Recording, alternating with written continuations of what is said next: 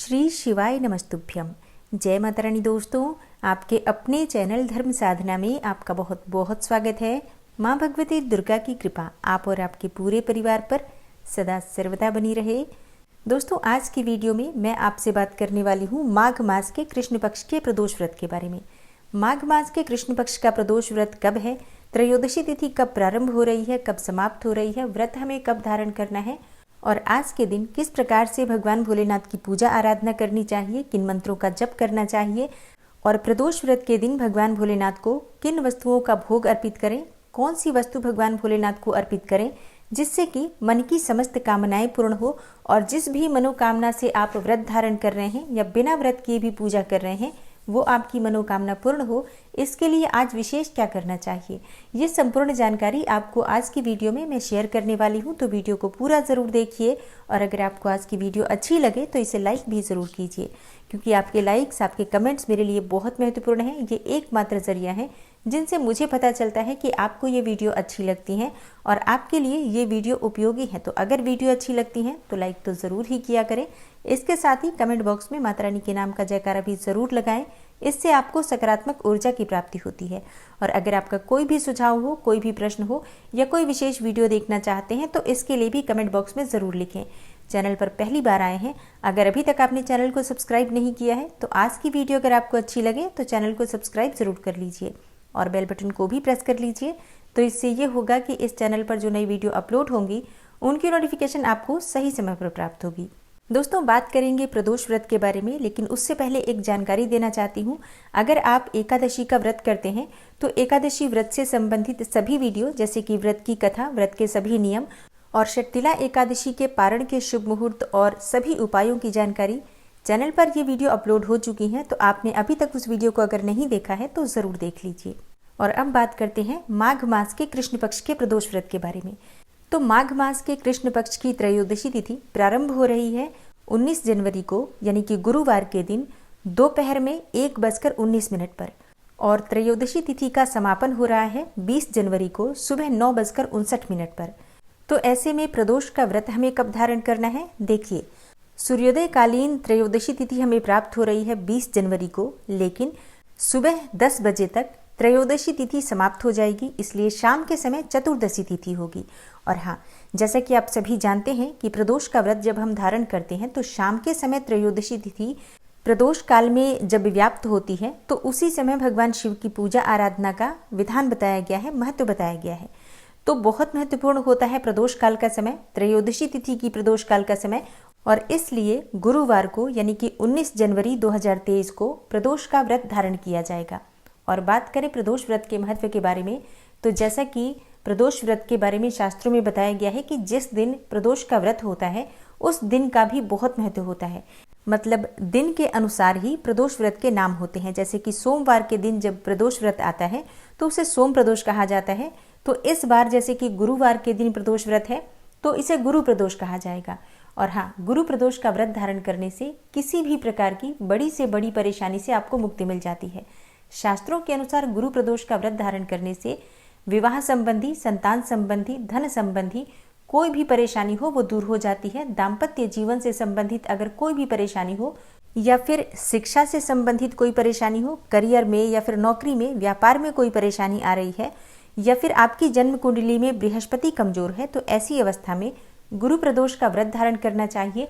या गुरु प्रदोष के दिन बिना व्रत किए भी शाम के समय संध्या काल में शिव और शक्ति की आराधना करने से सभी प्रकार की परेशानियां दूर होती हैं। तो ज़रूरी नहीं है कि आप व्रत धारण करें, बिना व्रत किए भी आप पूजा आराधना कर सकते हैं। क्योंकि देखिए, सभी लोग व्रत धारण नहीं कर सकते हैं, मतलब आप सभी व्रत तो नहीं कर सकते हैं, लेकिन पूजा आप प्रत्येक शुभ तिथि पर, शुभ दिन पर कर सकते हैं और इतने मात्र से ही आपके जीवन में बहुत सारी समस्याओं का समाधान हो जाता है। तो जब भी कोई शुभ दिन आता है, कोई भी शुभ तिथि आती है, चाहे वो एकादशी हो, प्रदोष हो, अमावस्या हो, पूर्णिमा हो, आप व्रत नहीं करते हैं लेकिन पूजा ज़रूर किया कीजिए। और उस दिन प्रयास करना चाहिए कि भोजन आपका सात्विक हो। और अगर मान लीजिए कि आप सात्विक भोजन नहीं भी कर पाते हैं तो भी कोई बात नहीं, पूजा आप कर सकते हैं। हाथ पैर धोकर, मुंह धोकर, वस्त्र बदलकर या स्नान करके, जैसे भी संभव हो पूजा आप ज़रूर कीजिए। और प्रदोष व्रत के दिन विशेष रूप से पूजा संध्या काल में, प्रदोष काल में की जाती है। वैसे आप चाहें तो सुबह भी पूजा कर सकते हैं, लेकिन प्रदोष व्रत के दिन संध्या काल की पूजा का विशेष महत्व होता है, क्योंकि शास्त्रों के अनुसार इस समय में मतलब त्रयोदशी तिथि की संध्या काल में भगवान शिव और माता पार्वती अत्यंत ही प्रसन्न मुद्रा में होते हैं। तो इस समय में अगर आप भगवान शिव की पूजा आराधना करते हैं तो निश्चित ही आपके मन की समस्त कामनाएं पूर्ण होती हैं। और अब बात करते हैं कि प्रदोष काल की पूजा का शुभ मुहूर्त क्या है। देखिए, संध्या काल में भगवान शिव की पूजा आराधना की जाती है। तो संध्या काल मतलब सूर्यास्त काल का जो समय होता है उससे लगभग 1 घंटा पहले और 1.5 घंटे बाद तक का जो समय होता है उसे प्रदोष काल कहा जाता है। तो शाम को 5:30 से रात्रि 8:30 तक प्रदोष काल की पूजा का शुभ मुहूर्त है 19 जनवरी 2023 गुरुवार के दिन।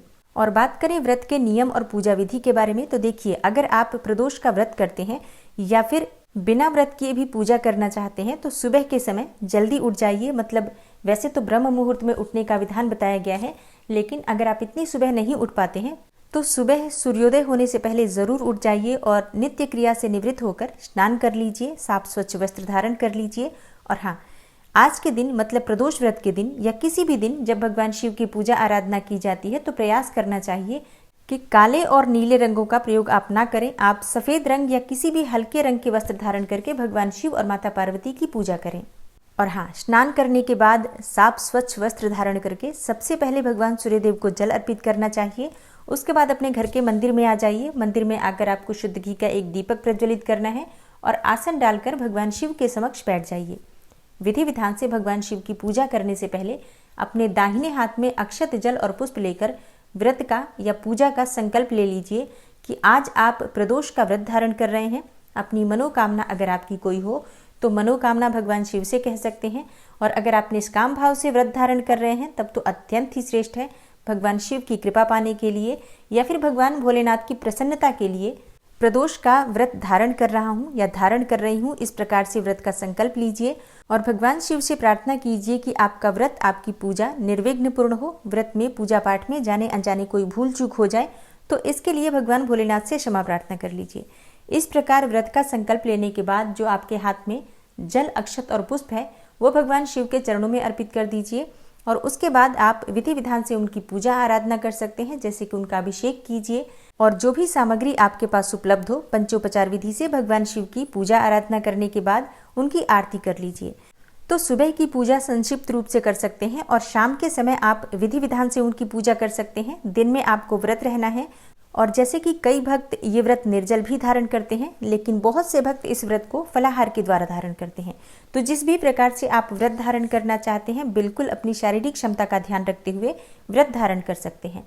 अगर आप फलाहार से ये व्रत रख रहे हैं तो कोई सा भी फल खा सकते हैं, जूस पी सकते हैं, फलों का रस ले सकते हैं और चाय पी सकते हैं, जल पी सकते हैं। इस प्रकार से फलाहार और जलाहार के द्वारा आप त्रयोदशी तिथि का व्रत धारण कर सकते हैं। और शाम के समय फिर से प्रदोष काल से पहले आप स्नान कर सकते हैं, चाहे तो हाथ पांव मुंह धोकर वस्त्र बदल सकते हैं। और इसके बाद प्रदोष काल के समय में आप भगवान शिव की विशेष रूप से पूजा आराधना कर सकते हैं। तो देखिए, घर के आसपास अगर कोई मंदिर हो तो मंदिर जाकर पूजा कर सकते हैं, और अगर मंदिर नहीं है तो घर में भी शिवलिंग है तो शिवलिंग की पूजा कर सकते हैं, या फिर फोटो है, तस्वीर है, जो भी आपके पास भगवान शिव की प्रतिमा है उसकी भी विधि विधान से पूजा कर सकते हैं। तो जैसी भी आपके पास सुविधा उपलब्ध हो वैसे प्रयास करना चाहिए कि घर के आसपास अगर कोई भी मंदिर हो तो मंदिर में जाकर पूजा करें, क्योंकि आज भगवान शिव के अभिषेक करने का विशेष महत्व माना गया है।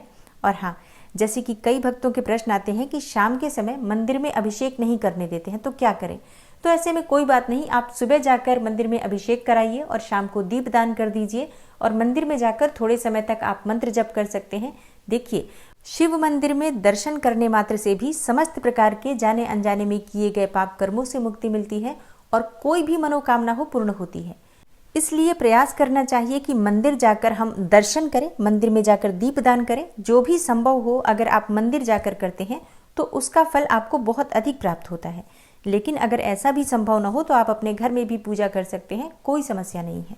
और भगवान भोलेनाथ की पूजा की सामग्री आप सभी जानते हैं, भांग, धतूरा, बिल्वपत्र, अक्षत, पुष्प, सफेद चंदन, भस्म, ये सभी चीजें भगवान शिव को प्रिय है। तो आपके पास जितनी भी चीजें उपलब्ध हो अपनी उपलब्धता के अनुसार पूजा आराधना कर सकते हैं। और जैसा कि इस बार गुरु प्रदोष है तो आप गुड़ का भोग भगवान शिव को अर्पित कर सकते हैं, चाहे तो गुड़ से बनी हुई कोई भी मिठाई या हलवे का भोग भी अर्पित कर सकते हैं। और इसके अलावा भगवान भोलेनाथ को सफ़ेद मिठाइयाँ बहुत प्रिय हैं, चावल से बनी हुई खीर बहुत प्रिय है, तो आप इन चीज़ों का भी भोग लगा सकते हैं। 5 प्रकार के फलों का या फिर जो भी फल आपके पास उपलब्ध हो, ऋतु फल का भोग लगा सकते हैं। तो देखिए, भोग तो हमेशा अपनी उपलब्धता के अनुसार, सामर्थ्य के अनुसार, इच्छा के अनुसार लगाया जाता है। श्रद्धा और भक्ति के साथ हम जो भी वस्तु भगवान को अर्पित करते हैं वो स्वीकार करते हैं। तो अपनी शक्ति सामर्थ्य के अनुसार श्रद्धा भाव से भगवान शिव की पूजा आराधना कीजिए, उनकी आरती कीजिए, मंत्रों का जाप आज पूरे दिन करते रहिए। महामृत्युंजय मंत्र का जप कर सकते हैं, चाहे तो भगवान शिव के पंचाक्षर मंत्र का जप कर सकते हैं, कोई भी स्तोत्र का पाठ कर सकते हैं, जैसे कि रुद्राष्टक का पाठ कर सकते हैं या फिर शिव तांडव स्तोत्र का पाठ कर सकते हैं। आज जितना अधिक आप भगवान शिव के नाम का स्मरण करेंगे, उतना ही अधिक आपको आपके किए गए व्रत का और पूजा का फल प्राप्त होगा। और हाँ, व्रत हमें कब खोलना चाहिए, ऐसे प्रश्न हमेशा ही आते हैं। तो देखिए, शास्त्रों के अनुसार प्रदोष व्रत के दिन अन्न का सेवन नहीं किया जाता है, मतलब शाम के समय भी शाम की पूजा संपन्न करने के बाद फलाहार किया जाता है और अगले दिन ही इस व्रत का पारण किया जाता है, शुद्ध और सात्विक भोजन बनाकर, और व्रत खोला जाता है। लेकिन अगर आप ऐसा नहीं कर पाते हैं, जैसे कि बहुत से भक्त क्या करते हैं कि शाम के समय शाम की पूजा पूरी करने के बाद अन्न खाकर व्रत खोल लेते हैं, मतलब मीठा अन्न खा लेते हैं और व्रत खोल लेते हैं। तो इस बात का ध्यान रखिए कि अगर आप शाम को व्रत खोल रहे हैं तो आप नमक का सेवन शाम को मत कीजिए। शाम को आप मीठा अन्न खा सकते हैं, कोई भी मीठा भोजन कर लीजिए, जो आप भगवान को भोग अर्पित करते हैं उसे ही प्रसाद स्वरूप खा लीजिए। और अगले दिन प्रातःकाल जल्दी उठकर स्नान इत्यादि करने के बाद भगवान शिव की पूजा आराधना कीजिए और इसके बाद आप अपना व्रत खोल सकते हैं, मतलब नमक वाला भोजन। और हाँ, बिना लहसुन प्याज का ही भोजन खाकर आप अपना व्रत खोल सकते हैं, इस बात का भी ध्यान रखिए। तो कोई भी व्रत अगर सही नियम के साथ किया जाता है और सही नियम का पालन करते हुए किया जाता है, तभी उस व्रत का संपूर्ण फल प्राप्त होता है। तो उम्मीद करती हूँ कि आज की वीडियो से आपको लाभ अवश्य होगा। और अगर आप प्रदोष व्रत की कथा सुनना चाहते हैं तो आने वाली वीडियो जरूर देखिए। और इसके अलावा भी मासिक शिवरात्रि व्रत, मौनी अमावस्या, गुप्त नवरात्रि, इन सभी विषयों पर वीडियो आने वाली है। तो चैनल से जुड़े रहिए ताकि सभी जानकारी आपको सही समय पर प्राप्त हो। मिलती हूँ मैं आपसे अगली वीडियो में, तब तक के लिए नमस्कार।